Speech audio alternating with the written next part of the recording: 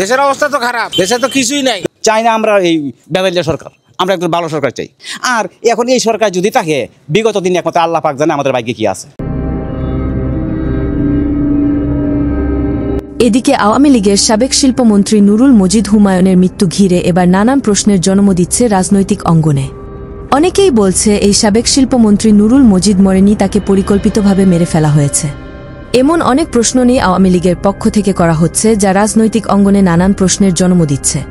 এই সাবেক শিল্পমন্ত্রী নুরুল মজিদ তিনি কারাগারে ছিলেন, কিন্তু তার শেষ সময়ে যখন তিনি নিজের মৃত্যুর সাথে লড়াই করছে, তখনও তার হাতে এই পুলিশের হাত করা দেখা যায়।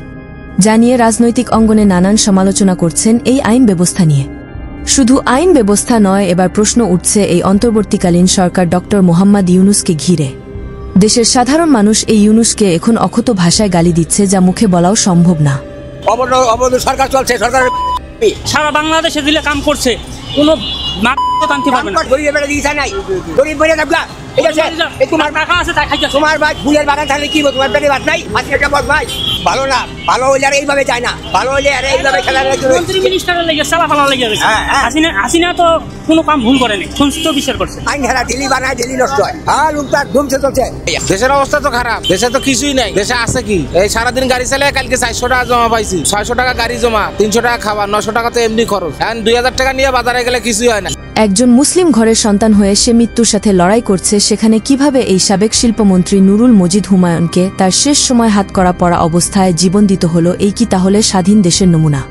এই কি তাহলে স্বাধীন দেশ? এখন আসামির শেষ সময় পর্যন্ত যদি তাকে হাতকড়া পরিণত অবস্থায় মৃত্যুবরণ করতে হয়, সেটা কখনোই একটি স্বাধীন দেশে কাম্য নয় বলে জানিয়েছেন কিছু রাজনৈতিকবিদ। পরিশেষে বলতে চাই, আওয়ামী লীগ ধরে নিলাম তর্কের খাতিরে, তার মতো কোনো খারাপ দল এই বাংলার জমিনে নেই। কিন্তু আপনারা যারা এই শেখ হাসিনাকে দেশ ছাড়া করে পরবর্তী এই অন্তর্বর্তীকালীন সরকার ডক্টর মোহাম্মদ ইউনূসের হাতে দেশ তুলে দিয়ে এই দেশের যে 12টা বাজিয়ে দিয়েছে এই অন্তর্বর্তীকালীন সরকার, এমন প্রশ্ন এবার দেশের সাধারণ জনগণেই করছে। কেননা এই দেশে যারা আগামীর ভবিষ্যৎ ছাত্রদের মাঝে দেখতে চেয়েছিল, তারাই এই দেশকে ধ্বংসের মূল মাস্টার মাইন্ড বলে জানিয়েছেন দেশের কিছু সাধারণ আমজনতা। আমরা আওয়ামী লীগ করি না, বিএনপি করি, কিন্তু বিএনপি করলে লাভ হবে কি? আওয়ামী লীগ আমলে 60 টাকা খাইছি, 65 টাকা খাইছি, লাভ কি? সে চুরি করিয়া গেছে, সেই চোরের জন্য আরেক চোর আইছে। আগে ভালো হয়েছিলাম, 2-1000 টাকা পাকড় যায়, আর নাই এই আর টাকা নাই পাকড়ে। 5 আগস্টের আগে অনেক ভালো ছিল, আর এখনো খুব খারাপ আছে। আমরা শেখ হাসিনার আমলে ভালো ছিল। শেষমেশ বলতে চাই, আওয়ামী লীগের সাবেক শিল্পমন্ত্রী নুরুল মজিদ হুমায়ুনের জানাজায় এত পরিমাণ মানুষকে দেখা গিয়েছে তা বলার বাইরে। আওয়ামী লীগ সব কর্মীরাই খারাপ ছিল না।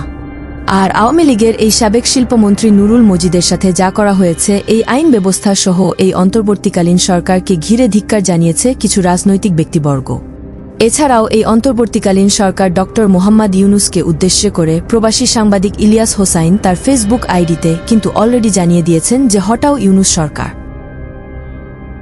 আমরা শেখ হাসিনার আমলে ভালো ছিল। এখন ভোট দিমু আল্লাহর রাস্তায়।